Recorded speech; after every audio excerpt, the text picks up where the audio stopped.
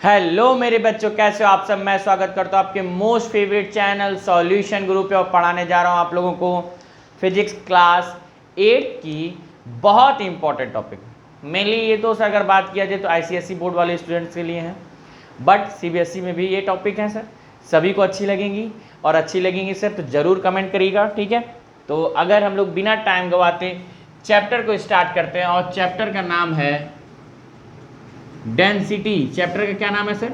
Density. मैं उम्मीद करता हूं बच्चा सभी लोगों को ये वीडियो बहुत ही अच्छी लगेगी, क्योंकि बिना टाइम को गवाए हम लोग पॉइंट टू पॉइंट एक एक चीज़ को डिस्कस करेंगे। पॉइंट टू पॉइंट हम लोग एक एक चीज़ को डिस्कस करते हुए चलेंगे और कहीं पे भी आपको कन्फ्यूज़न नहीं आने देंगे, ये मेरी गारंटी है सर, ठीक है। तो सबसे पहले बात करते हैं सर डेंसिटी। अगर चैप्टर का नाम है तो डेंसिटी होती क्या है, कहाँ से आई है, ठीक है। कहाँ से आई है, कहाँ को जाएगी, ठीक है। पागल लड़की हमें मरवाएगी नहीं, गाना छोड़ो बच्चा, टॉपिक पे। और डेंसिटी की बात तो अगर हम लोग देखते हैं सर, एक एरोप्लेन जो कि सेम वॉल्यूम का होते हुए भी मास डिफरेंट हो जाता है। कैसे? हम लोग की जो एरोप्लेन होती है वो एल्युमिनियम से बनी हुई रहती है। चाहते तो सर हम लोग उसको आयरन को भी बना लेते हैं, आयरन और भी मजबूत होता है। क्यों नहीं बनाए? क्योंकि आयरन भारी होता था सर, वॉल्यूम सेम है बट आयरन वॉल्यूम सेम होने के बाद मास चेंज हो रहा है सर, ठीक है। चाहते तो हम लोग सर एल्युमिनियम के जगह आयरन से भी बना सकते थे, बट हमने क्यों एल्युमिनियम को सूटेबल समझा?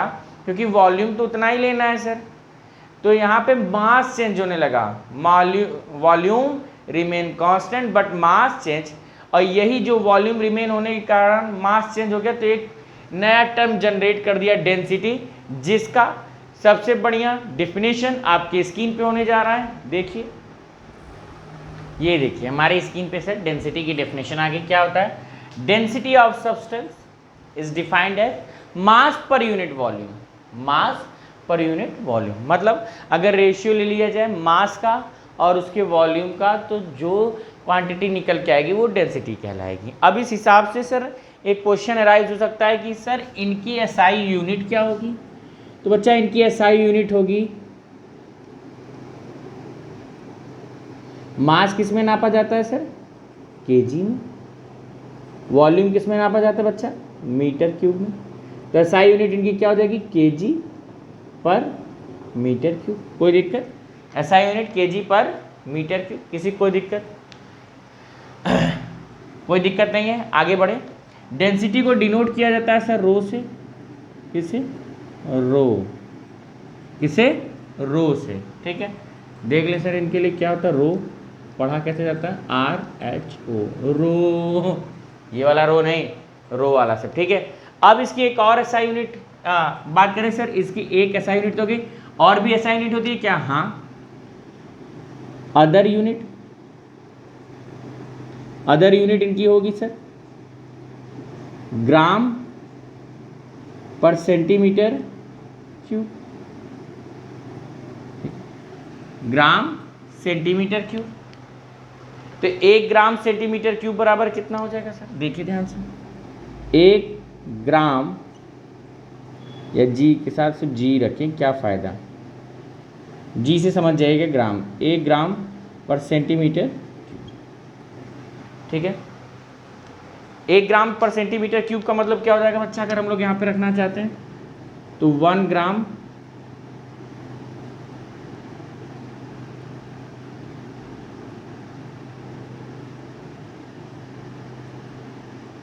Upon 1 centimetre into 1 centimetre to 1 centimetre, क्योंकि सेंटीमीटर क्यूब था कितने का? 1 सेंटीमीटर क्यूब का, जिसको हम लोग 1 centimetre into 1 centimetre 1 centimetre power 3 का मतलब 3 बार वही क्वांटिटी आपस में मल्टीप्लाई होगी। कहिए कोई दिक्कत?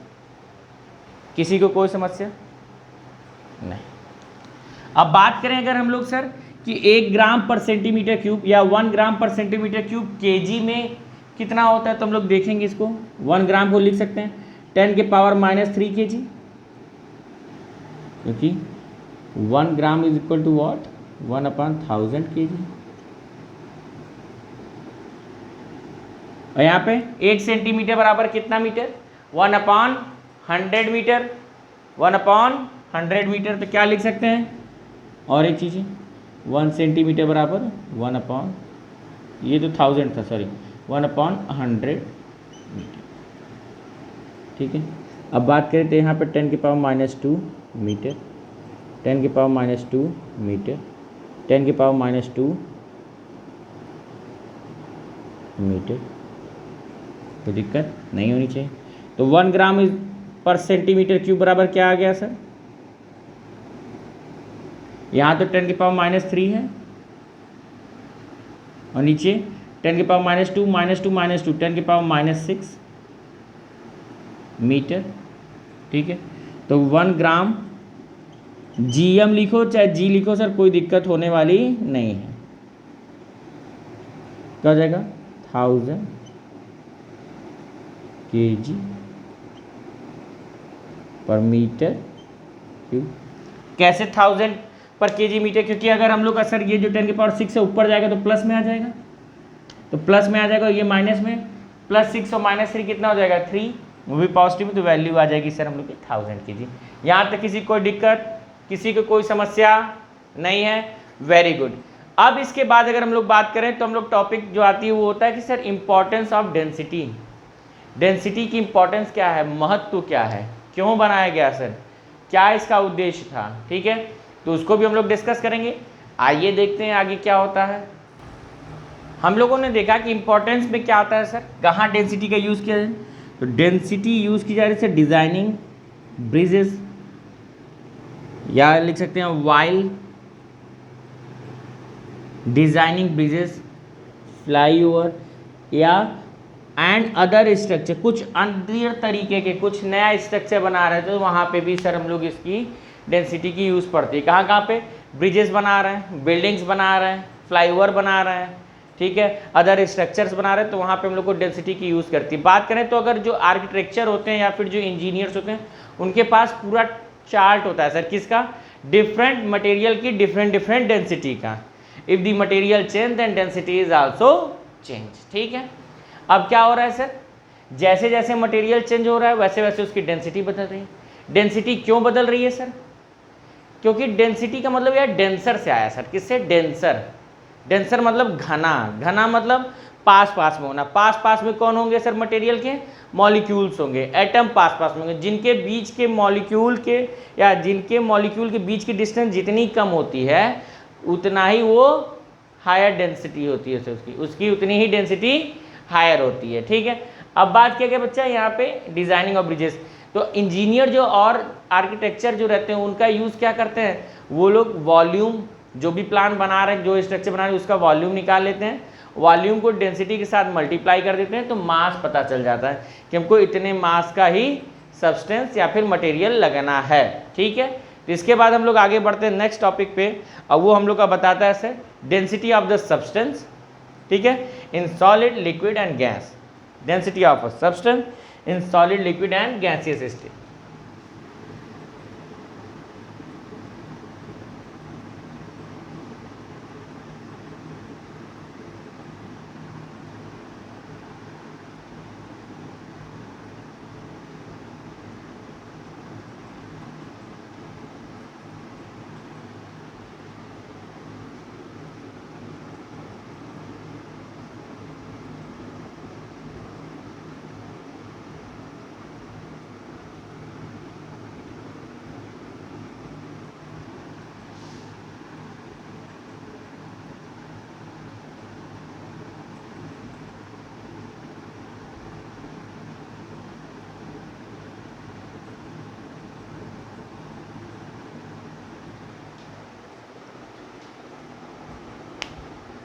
ठीक है, पता क्या लगाना है हम लोग को sir, density of a substance in solid, liquid, gaseous state. ठीक है, अब तो हम लोग लिखते हैं सर, बात करें तो सॉलिड की, सॉलिड मोर डेंसर होता है सर, या फिर descending order of, descending order लिखा है, डिसेंडिंग ऑर्डर,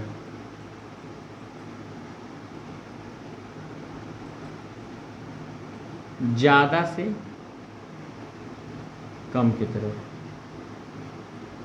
मतलब जिसमें डेंसिटी ज़्यादा होगी उसको पहले लिखेंगे और जिसमें डेंसिटी कम होगी उसको बाद में। तो सॉलिड में सबसे ज़्यादा, फिर उसके बाद लिक्विड में, फिर उसके बाद गैस में।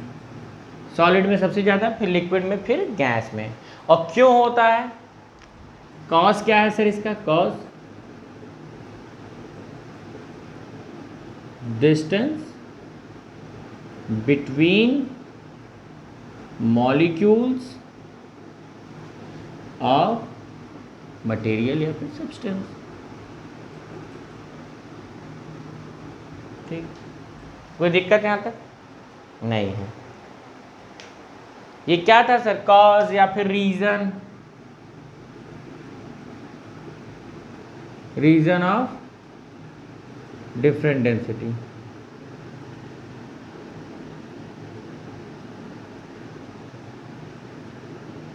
कि कैसे डेंसिटी सर अलग अलग होती है, क्योंकि जितने मॉलिक्यूल के बीच के डिस्टेंस कम कर दोगे किसी भी सब्सटेंस की, उसकी डेंसिटी उतनी ही बढ़ती चली जाती है, और जितना उसके बीच की डिस्टेंस बढ़ा दोगे उनकी डेंसिटी उतनी ही घटती चली जाती है। ठीक है, यहाँ तक किसी को कोई दिक्कत नहीं है? बहुत अच्छी बात है सर। आइए बात करते हैं अगले टॉपिक की, जिसमें हम लोग करेंगे measurement of the density.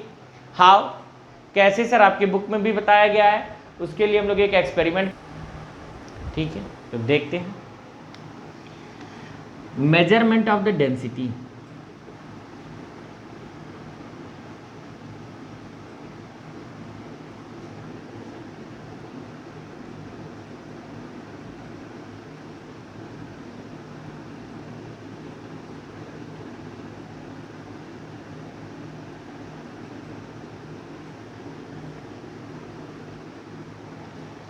Measurement density का करने के लिए हम लोग को फार्मूला क्या दिया है सर? डेंसिटी का रो, मास के लिए m और वॉल्यूम के लिए v।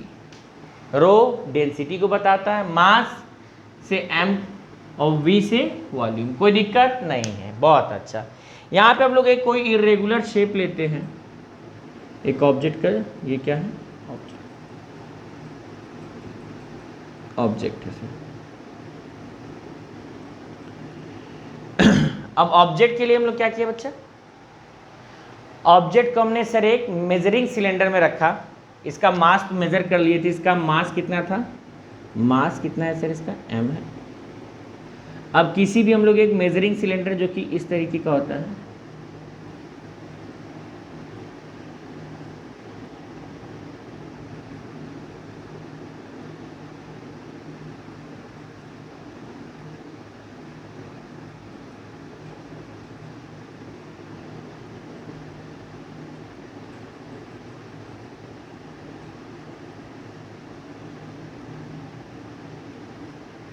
यहाँ तक सर इसमें लिक्विड भरा हुआ था, जब तक कि ऑब्जेक्ट उसमें हम लोग डुबो ही नहीं थे।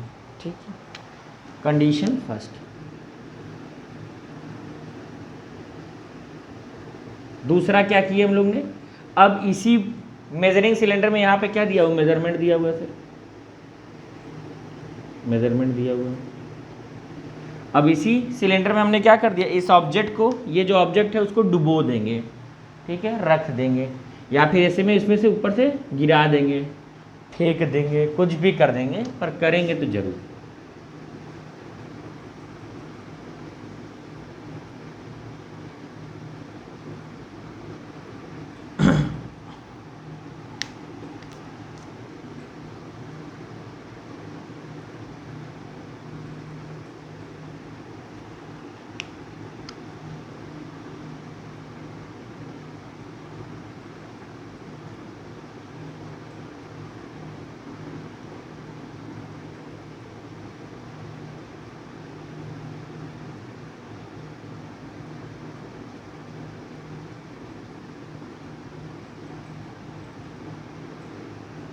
ठीक है, अब देख रहे हैं सर यहाँ पे जो वाटर का लेवल था, ये देख रहे हो, ये तो मेजरिंग इसकी डाटा है सर।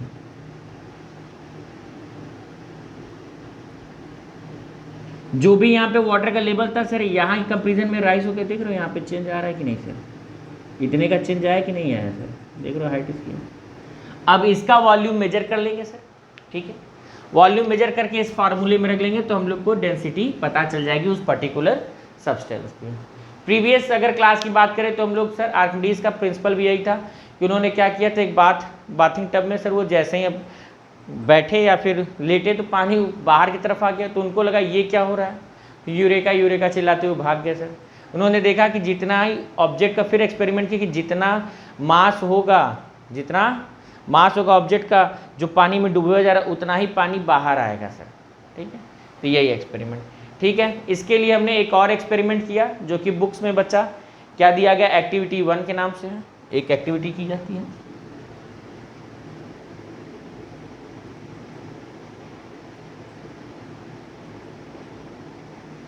Activity first. ठीक है, आइए कुछ फिगर बनाया जाएगा। एक्टिविटी फर्स्ट का मेन मोटो क्या है सर, एम जिसको कहते हैं,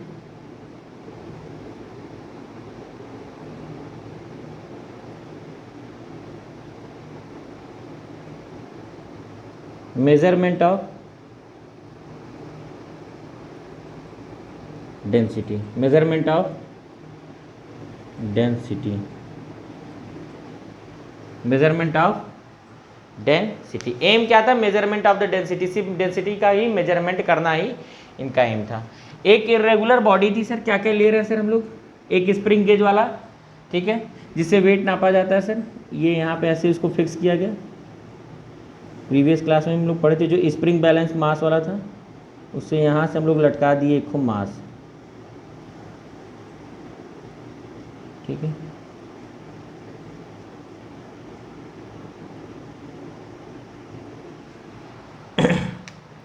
ये क्या है, वेट मशीन,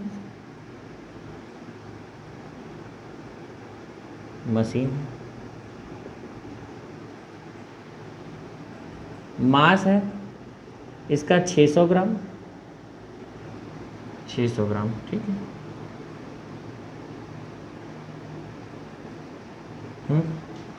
अब इसकी डेंसिटी निकालनी थी तो फार्मूला क्या लगेगा सर, मास अपॉन वॉल्यूम ही, फार्मूला तो यही लगने वाला है सर, मास अपॉन वॉल्यूम ही। तो इसके लिए क्या करेंगे हम लोग, एक अरेंजमेंट लिए, उसमें पहला केस था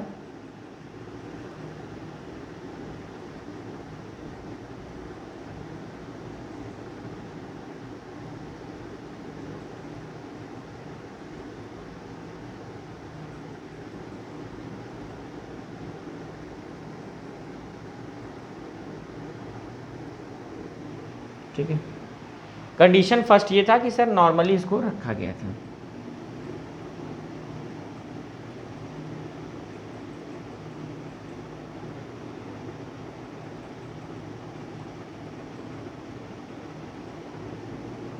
ये ऐसे था। ठीक है, एक कंटेनर है जिसमें से यहाँ से रास्ता दिया गया, अगर पानी ज़्यादा करोगे तो बच्चा तो यहाँ से बहने लगेगा। उसके लिए बगल में एक हमने और कंटेनर रखा कि जो बह रहा पानी वो यहाँ पे आ जाए, क्योंकि उसका बाद में हम लोग वॉल्यूम मेजरमेंट कर सकें। ठीक है, हो सकता है वो क्या हो सर, आपका मेजरिंग सिलेंडर ही हो। अब इसी में यही ऑब्जेक्ट ले जाके हमने डुबो दिया सर, कैसे देखिए,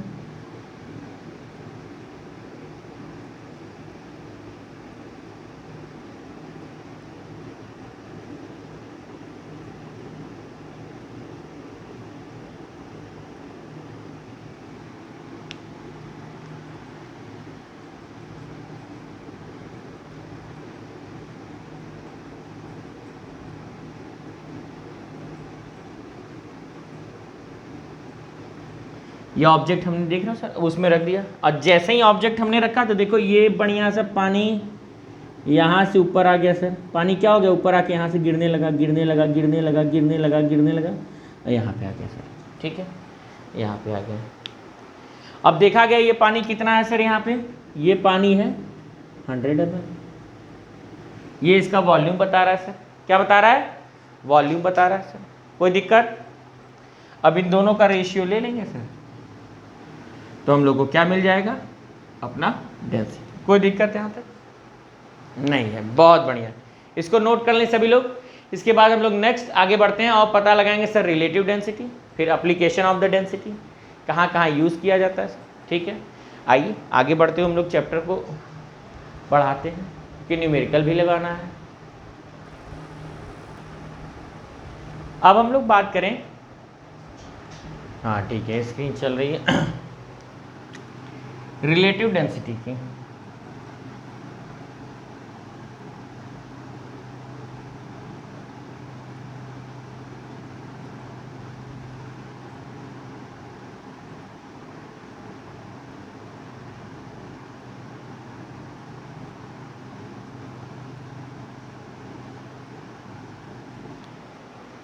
रिलेटिव कौन है ये? रिलेटिव डेंसिटी का रिलेटिव है उसके फूफा जी। ठीक है, तो कैसे निकालते हैं सर हम लोग फूफा जी को? फूफा जी को बुलाएंगे कि आइए फूफा जी, उनको देंगे एक सीट। तो इसका होता है formula, it is the ratio, it is the ratio of substance, it is the ratio of, it is the ratio, it is the ratio of density, वो भी किसकी? Of substance.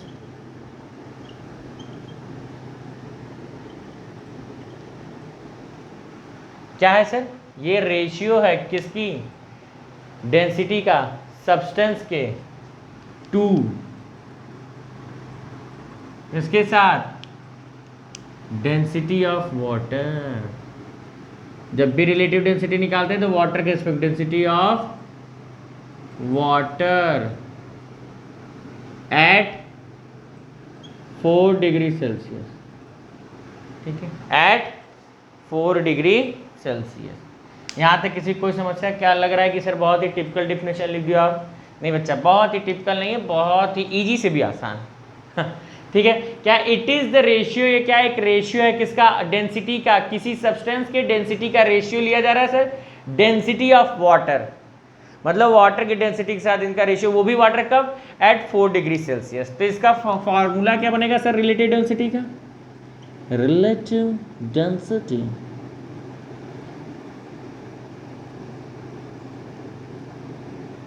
अब थोड़ा सा लाल वाले मार्कर को दूं आराम और बुलाऊं उनके छोटे भाई ब्लैक। ठीक है, तो ये क्या हो जाएंगे sir? Density of substance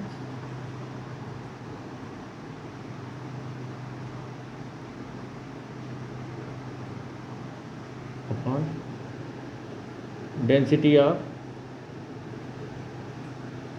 water.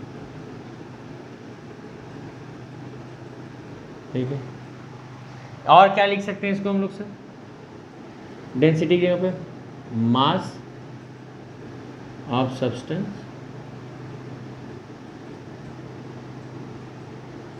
Upon mass upon volume of substance upon, ओहो ये तो फैलता ही चला गया।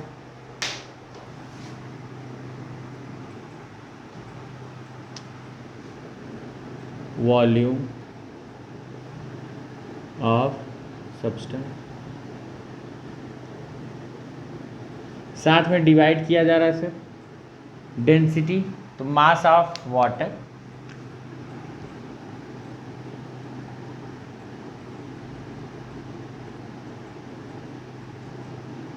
Volume of substance.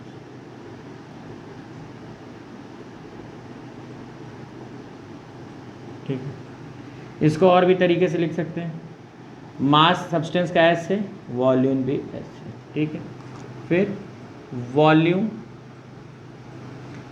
वाटर के वॉल्यूम को VW से और मास ऑफ वाटर को MW से, इससे भी डोनोट कर सकते हैं। ठीक है, तो ये है मान लो कि रिलेटिव डेंसिटी।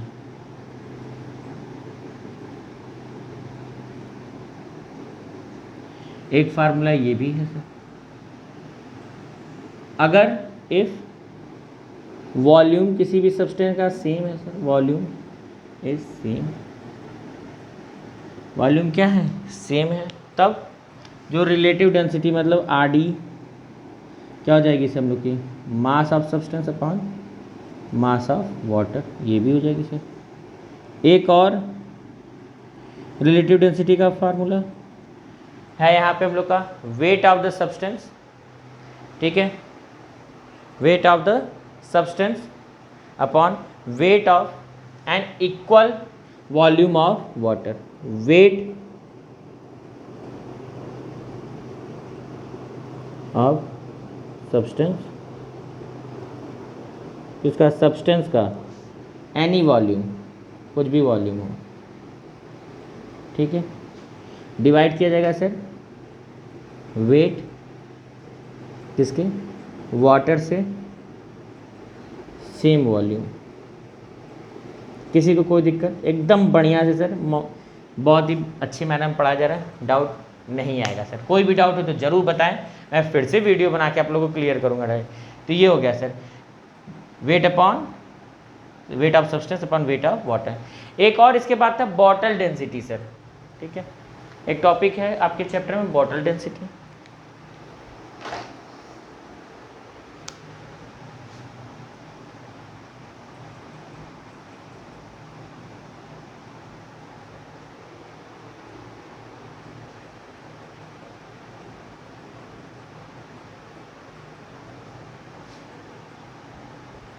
या डेंसिटी बॉटल,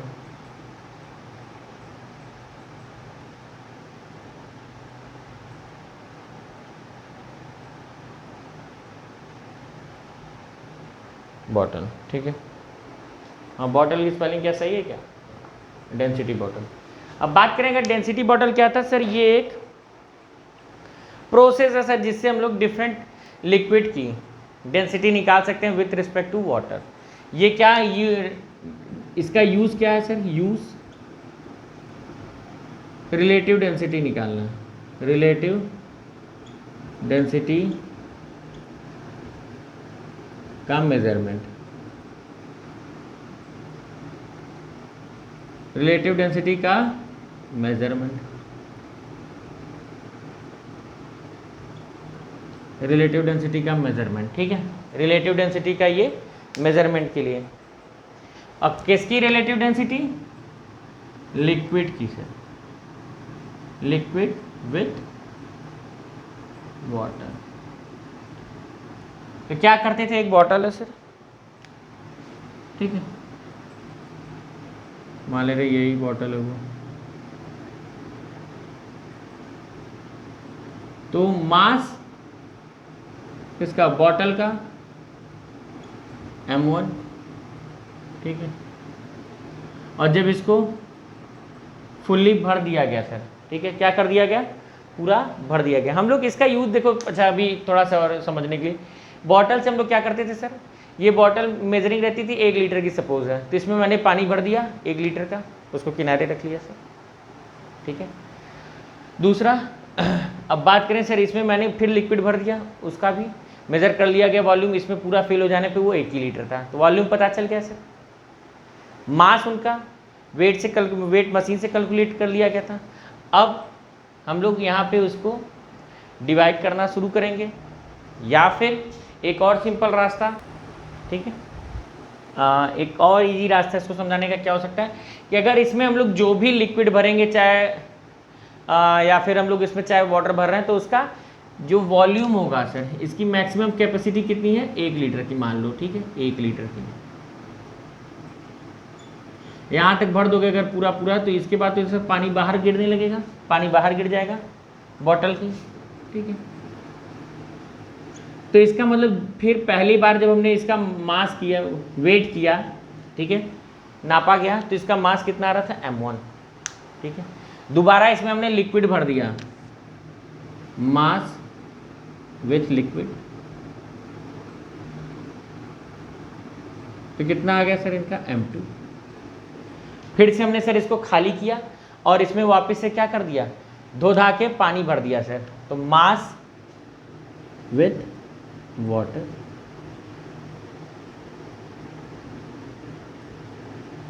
M2, ठीक है। अब अगर बात करें यहाँ पे, तो हमने क्या किया सर, M2 नहीं M3 बार सर जी, M3, ठीक है। दोबारा हमने क्या कर दिया, जब पानी भरा गया तो सर उस टाइम भी हमने इसका मास चेक किया, तो M1 M2 एंड M3 इस तरीके के मास आए हैं सर, ठीक है। तो जो बॉटल रिलेटिव डेंसिटी के लिए मेजरमेंट के लिए क्या, किसके, पर्टिकुलर वॉल्यूम जिसका फिक्स है, उसको मेजरमेंट के तौर पे यूज किया जाता है डिफरेंट डिफरेंट लिक्विड के लिए, तो उसी को हम लोग क्या कहते हैं, density bottle.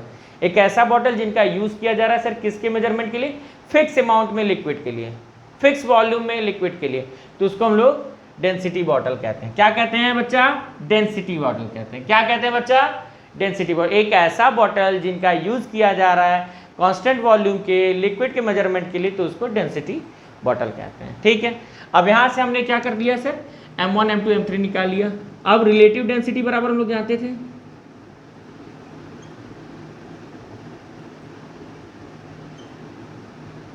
Mass of liquid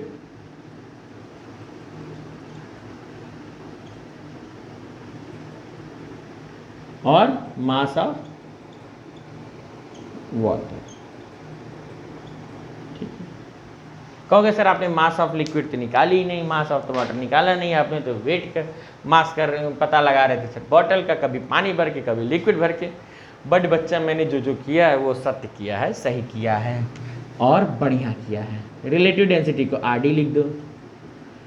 mass of liquid मतलब जब हम लोग कंटेनर को पूरा भर दिए सर लिक्विड के साथ, तो उसका मास क्या हो गया था M2, और उसके पहले जब हमने मास उसका खाली पेट मास ऑफ बॉटल या इम्पटी देख लें, यहाँ पे लिख दो इम्पटी, तो क्या था M1। हम लोग देखते हैं बच्चा, जब भी दुकान पे जाते हैं तो हम लोग की जो बॉटल, जो अगर हम लोग कोई ऑयल लेने जा रहे हैं या फिर हम लोग दूध ले, तो दूध वाले दुकान पे शॉप पे रख के सर उसको पहले वेट निकाल लेता है किसका, हम लोग के बॉटल का, कि 10 ग्राम 20 ग्राम 50 ग्राम 100 ग्राम का है। उसके बाद वो उसमें तेल रखना, पहले के समय में ऐसा, अब तो इलेक्ट्रॉनिक वाली बात है सर, उसको तुरंत जीरो कर देंगे। तो हम लोग उसके इक्वल में वो क्या करते थे, पहले ज़माने में कुछ वेट रख दिया करते थे। ठीक है, उसके बाद उसमें फिर लिक्विड हम लोग भरते थे।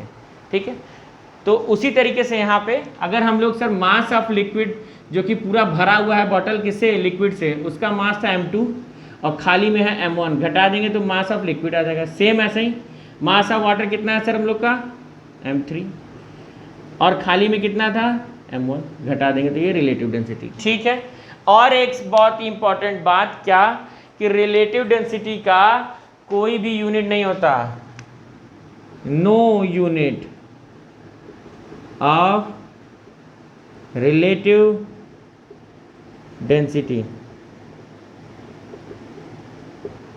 कोई दिक्कत नहीं है। अब यहाँ पे हम लोग बात करेंगे सर डेली के लाइफ में जो उसको हम लोग सुनते हैं फ्लोटेशन और सिंकिंग। कब बॉडी डूब जाएगी, कब बॉडी तैरेगी, या कब बॉडी सर डूब के तैरेगी। ठीक है, डूब के मजा लेगी। Law of flotation, laws of flotation,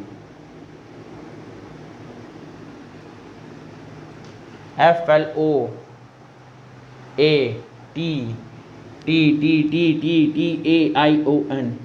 flotation, FLOAT।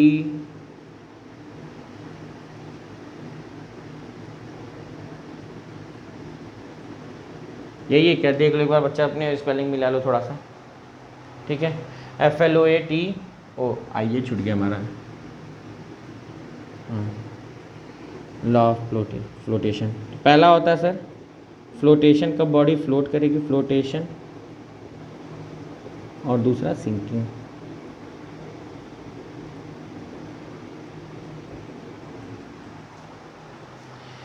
अब फ्लोटेशन और सिंकिंग के लिए अगर बात करें सर, तो इसके लिए भी कौन रिस्पॉन्सिबल होता है, हम लोग की डेंसिटी, कि कब बॉडी डूब जाएगी, कब बॉडी नहीं डूबेगी, कब डूब के तैरेगी, कब नहीं डूब के तैरेगी।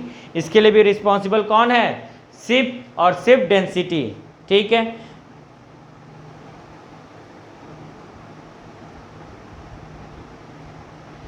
तो अगर लॉ ऑफ फ्लोटेशन की बात करें तो हम लोग यहां पे लिख दें sir,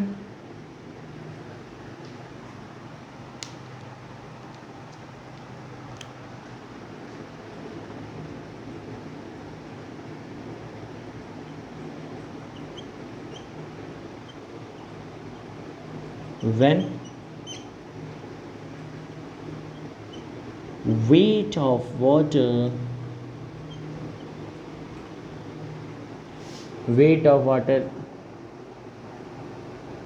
is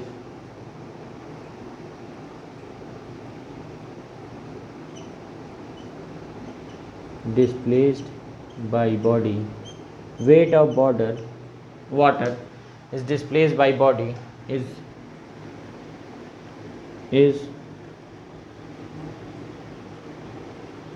equal to weight of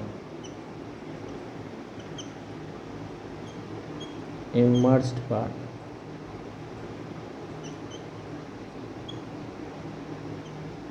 ठीक है, अब क्या यहाँ पे लॉ ऑफ फ्लोटेशन बताया कि बॉडी कब फ्लोट करेगी, व्हेन, बॉडी कब फ्लोट करेगी, व्हेन, जब wait of the water is, weight of water displace by body, मतलब उतना या एक पर्टिकुलर अमाउंट जो कि किसी लिक्विड का या फिर वाटर का डिस्प्लेस किया जा रहा है, किसके द्वारा, किसी बॉडी के द्वारा, और कितना किया जा रहा है सर, जितना वेट है सर उसके डूबे हुए हिस्से का पानी में। अगर हम लोग का ये पूरा एक बढ़िया सा नदी तालाब जो भी है, यहाँ पे एक ये ऑब्जेक्ट है सर,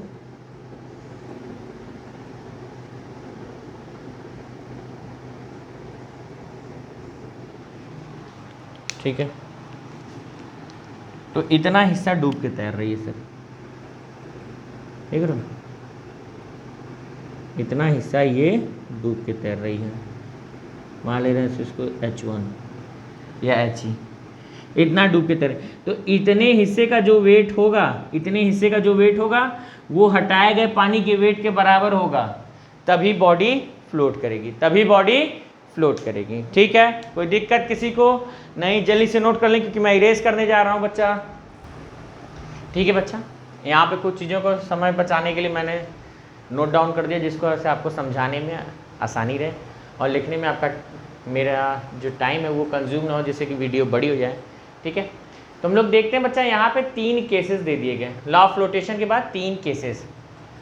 ठीक है, तीनों केसेस को हम लोग एक एक करके समझेंगे सर। जब भी किसी बॉडी को हम लोग लिक्विड में डुबोते हैं सर, जब भी किसी बॉडी को हम लोग लिक्विड में डुबोते हैं तो उस टाइम उसके ऊपर 2 फोर्स लगता रहता है। When the body emerge in a liquid, there are the 2 force acting on a particular body. First is what? The weight, and the second one is what? The buoyant force. Weight is what? Weight is, it is a gravitational force, mass into acceleration due to gravity. ठीक है, and the second is what? Buoyant force. Both the direction, yeah, direction of the both force are opposite to each other. Weight is acting towards the downward and the buoyant force is acting upward. ठीक है, and in this case also, in this case also, but you can see there are the 3 cases and each cases the state या फिर the condition of the object is different. पहले sir कुछ डूब के तैर रहा है, दूसरे में सर पूरा डूब के तैर रहा है, तीसरे में एकदम जमीन पे चला गया, बॉटम में हो गया। ऐसा क्यों? इन्होंने बताया कि जब एक केस यहाँ पे वेट ऑफ द बॉडी तैरेगा, कब यहाँ पे सर, जब डेंसिटी ऑफ द बॉडी कम रहेगी डेंसिटी ऑफ द लिक्विड से, तो ये ऊपर उठ के तैरता रहेगा sir. Density of the body density of the liquid से अगर कम रहेगी तब वो ऊपर उठ के तैरता रहेगा। Density of the body and density of the liquid are same, then sink करके डूब के तैरेगा सर। ठीक है, और चौथा, जब density of the body is higher than the density of the liquid, तो ये सिंक कर जाएगा, डूब जाएगा, बॉटम में जाके बैठ जाएगा। इसको अगर फोर्स से समझना चाहें तो अगर इसका वेट, ऑब्जेक्ट का वेट बाइनेंट फोर्स से ज़्यादा कम रहेगा तब ये ऊपर उठ के तैरता रहेगा। Weight of object is equal to the buoyant force, then it, ये क्या करेगा, सिंक करके तैरेगा सर। ये सरफेस है वाटर की, तो ये इस तरीके से पूरा डूब के तैरेगा। ठीक है, अगर weight of object is higher than the buoyant force, तो ये पूरा डूब जाएगा सर। ठीक है, अब इसके बाद आ गया sir application of flotation and sinking. पहला, इसका कहीं यूज भी किया गया, ह्यूमन बीइंग हर चीज का यूज कर लेते हैं सर, वैसे ही फ्लोटेशन का भी। अब फ्लोटेशन से यूज कर लिए शिप के सर, बड़ी बड़ी शिप है सर। ठीक है, बड़ी बड़ी शिप है, हम लोग जानते थे अगर इसकी डेंसिटी कम कर दी जाए तो ये आसानी से समुद्र में पानी पे नाव हम लोग की तैर जाएगी। कैसे कम करेंगे सर? वॉल्यूम बढ़ा देंगे सर और मास कम करने का प्रयास करेंगे। वॉल्यूम बढ़ा देंगे और मास कम करने का। अगर हम लोग के रेशियो क्या होता है, m/v, डिनोमिनेटर के अगर किसी भी चीज को हम लोग घटाना शुरू कर देंगे तो ये वैल्यू खुद ब खुद बढ़ती चली जाएगी, खुद ब खुद बढ़ती चली जाएगी। कैसे? अगर हम लोग सिंपल सा एग्जांपल लेते हैं, जैसे यहाँ पे दिया हुआ 4 इज इक्वल टू वॉट, 8/2, ये हम लोग की डेंसिटी थी, ये मास, ये वॉल्यूम। अगर वॉल्यूम को हमने बढ़ा दिया तो 4, अब वैल्यू नहीं आएगी। मास को हमने 2 से, वॉल्यूम को 2 से बढ़ा के हमने 4 कर दिया, तो अब ये भी 4 नहीं रह गए, ये 2 हो गए। इसका मतलब वॉल्यूम बढ़ाए तो डेंसिटी घट गई। अब अगर हम लोग सर यहाँ पहले 2 था, 2 के जगह पे अगर हम लोग 1 कर दें तो हम लोग का देख रहे हैं सर डेंसिटी बढ़ जाएगी। ठीक है, तो वॉल्यूम बढ़ा के हम लोग डेंसिटी को भी बढ़ा सकते हैं सर। सॉरी, अगर हो सकता है पहली बार में कुछ हो गया हो, गड़बड़ हो गया हो सर। जितना ज़्यादा वॉल्यूम बढ़ाएंगे उतना ही ज़्यादा डेंसिटी कम होती चली जाएगी। जितना ज़्यादा वॉल्यूम बढ़ाएंगे उतनी ही डेंसिटी कम होती चली जाएगी। जितना ज़्यादा वॉल्यूम बढ़ाएंगे उतनी ही डेंसिटी कम होती चली जाएगी। जितना डेंसिटी कम होगी उतना ही ज़्यादा बॉडी आसानी से पानी पे तैर सकता है सर। ठीक है, flotation of human body in a Dead Sea. जैसे कि अगर बात किया जाए सर, कुछ जगहों पे जो समुद्र का पानी होता है वो सैलाइन वाटर नॉर्मल सी वाटर के कंपेरिजन में 10 गुना ज़्यादा सैलाइन होता है, 10 गुना ज़्यादा खारा होता है। तो उस पर भी आसानी से सर बॉडी ह्यूमन बीइंग की तैर सकती है, डूब ही नहीं पाएगी क्योंकि डेंसिटी वाटर की ज़्यादा हो जाएगी in comparison of human body. इसी तरीके से आइसबर्ग सबमरीन में भी होता है। सबमरीन में क्या होता है सर, वो एडजस्टेबल होता है, उसमें एक बड़ा सा टैंक होता है जिसमें एयर भरा रहता है। अगर हम लोग को जब सबमरीन नीचे डुबो के चलना रहता है पानी के अंदर से, तो उस टैंक में एयर रिलीज करके पानी भर लेता है, जिससे वेट ज़्यादा हो जाएगा, डेंसिटी ज़्यादा हो जाएगी और ऑब्जेक्ट डूब के तैरने लगेगा। और जब हम लोग को सर वापस से पानी के लेयर के ऊपर या पानी के लेयर में चलना है तो हम लोग उसको फोर्सफुली लिक्विड को या फिर वाटर को बाहर कर देंगे और नॉर्मली सबमरीन हम लोग की वाटर के लेवल में आके चलने लगेगी। ठीक है, एक हाइड्रोमीटर क्या होता है, it is the instrument use for measuring the relative density. एक इस तरीके का सर रहता था। ठीक है, यहाँ पे लीड भरा रहता था। क्या भरा रहता है सर, लीड। ठीक है, इसको कैसे नापा जाता था, इसको डिफरेंट लिक्विड में डुबो दिया जाता था सर, कभी वाटर में, कभी ऑयल में, कभी अल्कोहल में, कभी ठीक है और भी जगहों पे डुबो के देखते थे बच्चा। तो ये कुछ जगह पे ज़्यादा डूब जाया करता था, कुछ जगह पे कम डूबा करता था। जहाँ ज़्यादा डूब जाया करता था उसका मतलब क्या था, उस पर्टिकुलर लिक्विड की डेंसिटी क्या है सर, इसके कंपेरिजन में कम है। और जहाँ पे कम डूबा करता था उसका मतलब सर उसकी रिलेटिव डेंसिटी और उसकी डेंसिटी सर इस लीड के कंपेरिजन में ज़्यादा है। तो रिलेटिव डेंसिटी मेजरमेंट करने के लिए हम लोग सर हाइड्रोमीटर का यूज़ किया करते थे। यहाँ तक किसी को कोई समस्या, कोई भी समस्या हो तो पूछो सर। न्यूमेरिकल की बात करेंगे हम लोग, एक बैक टू बैक सारा न्यूमेरिकल इसका लगवा देंगे। देखिए क्वेश्चन कहता है बच्चा कि एक ऑब्जेक्ट है जिसका मास 35 ग्राम है और वॉल्यूम है हम लोग का 50 सेंटीमीटर का cube, is placed on the surface of the water, calculate the density of the water, will the object sink और फ्लोट। ठीक है, तो मास दिया हुआ है हम लोग को, एक क्वेश्चन न्यूमेरिकल। बात करें तो मास क्या दिया है 35 ग्राम और वॉल्यूम दिया हुआ है सर 50 सेंटीमीटर, यही दिया है। हाँ यही दिया है। हम लोग से कैलकुलेट डेंसिटी निकालने के लिए कह रहा है सर। तो डेंसिटी का फार्मूला हम और आप बहुत अच्छे से जानते हैं सर। क्या होता है डेंसिटी, बराबर मास अपॉन में वॉल्यूम।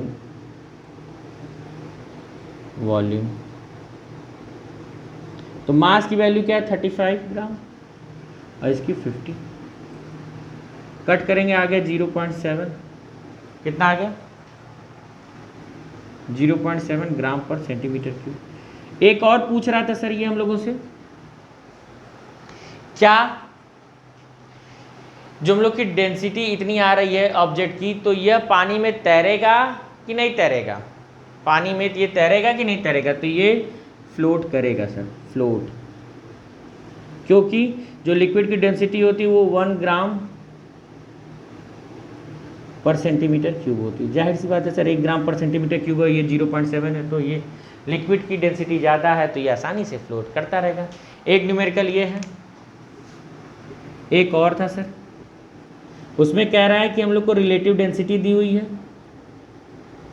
2.5, मास दिया हुआ है सर, मास कितना दिया हुआ है हम लोगों को, मास दिया हुआ है आपको 0.05 kg, 0.5 kg। कह रहा है पता लगाइए सर वॉल्यूम। हम लोग जानते थे क्या हो जाएगा सर, वॉल्यूम पता लगाने के लिए कह रहा है, तो रिलेटिव डेंसिटी बराबर मास अपॉन में वॉल्यूम। तो वॉल्यूम इधर चला आएगा सर, मास अपॉन आरडी। मास कितना आया सर हम लोग का, बात करें सर यहाँ पे, और इधर थोड़ा सा मास आया हुआ है 0.05 और ये 2.5। सॉल्व करेंगे तो वैल्यू इनकी आ जाएगी सर, यहाँ से हटाएंगे, यहाँ से भी हटाएंगे 250, काटेंगे सर इनको, लगभग वैल्यू आएगी 0.0 करके। तो यहाँ अगर वैल्यू सॉल्व तो 2 तो आना ही है सर, ये वैल्यू आ गई 5 और नीचे 250, दिख ही नहीं रहा क्या, इधर लिख देना सर, v बराबर आ गया ऊपर 5 और नीचे 250। इसने इसको कट कर दिया सर 50 बार में, एक बार में, ये इसको कट कर देगा 0.0